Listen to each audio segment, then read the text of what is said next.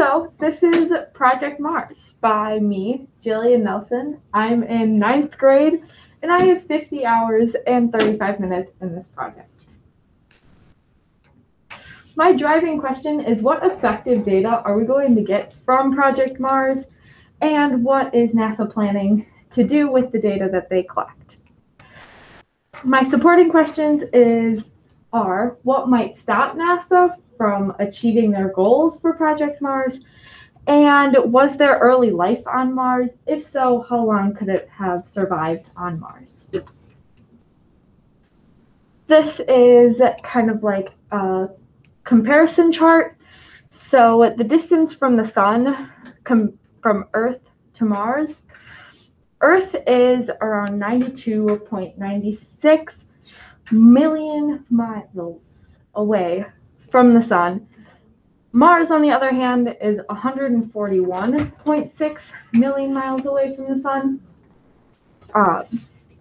So that is where you see a big difference in things. The day is longer on Mars, so an average day on Earth is 24 hours long, and an average day on Mars is 24 hours and 37 minutes long. So in the end, that 37 minutes does add on. The year is longer on Mars, so a year on Earth is 365 days, but a year on Mars is 687 days. And then looking at the average temperature between Earth and Mars, Earth on a day that Earth is around 57 degrees, Mars is naturally negative 81 degrees Fahrenheit. So, which again has to do with how far away it is from the sun and other things on Mars' ecosystem. Moon to Mars. So this is a project that Mars has been working on for quite a while now, but they are working on creating a workable ecosystem on the moon before transferring actual people to Mars.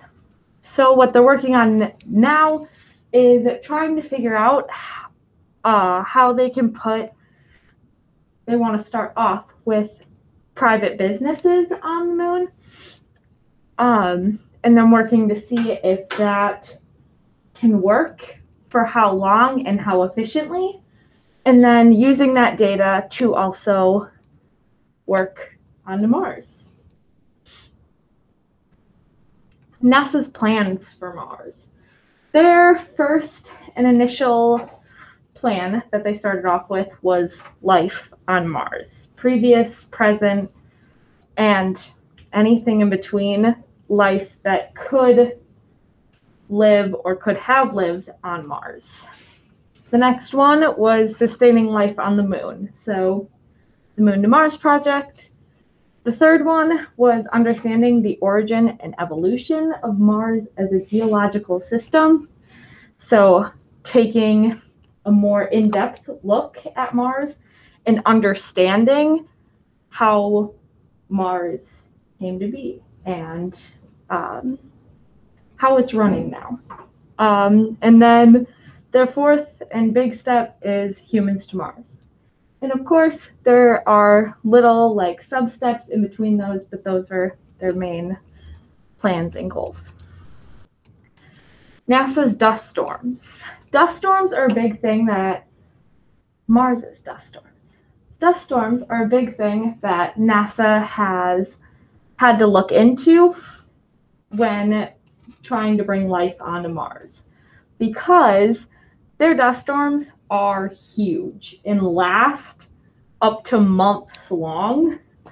One that they actually had recently ended up taking out their Opportunity rover that they had on Mars for a few days until the dust finally cleared off. That was the sun when the Opportunity rover went down. So making it so that the Opportunity rover couldn't charge with the sun.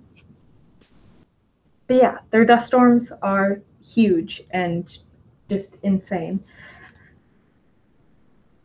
Fun facts. 1. Phobos and Deimos.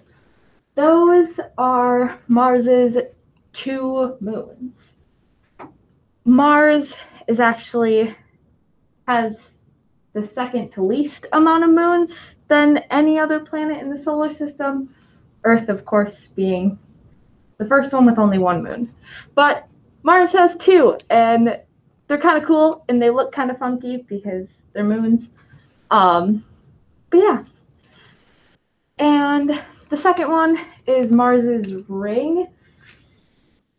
In the next century, Mars is kind of thought to have a ring that is going to start forming around it, kind of like Saturn's, made up of dust particles, space particles, and other things that collect.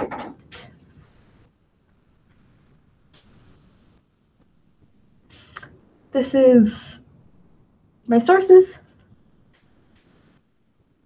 and my other sources. Thank you for watching. Any questions?